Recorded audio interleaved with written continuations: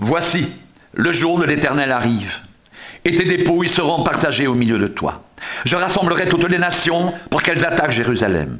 La ville sera prise, les maisons seront pillées, les femmes violées. La moitié de la ville ira en captivité, mais le reste du peuple ne sera pas exterminé de la ville.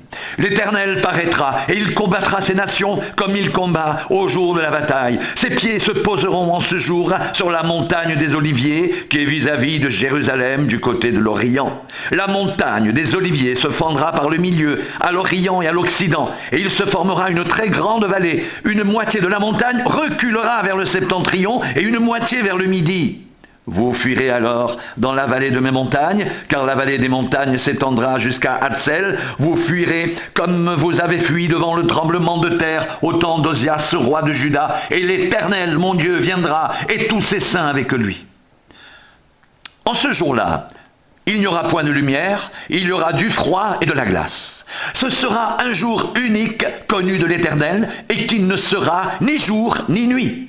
Mais vers le soir, la lumière paraîtra.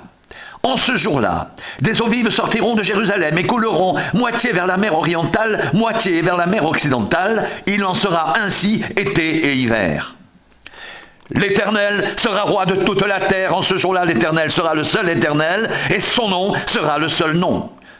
Tout le pays deviendra comme la plaine de Geba à Rimon, au midi de Jérusalem, et Jérusalem sera élevée et restera à sa place.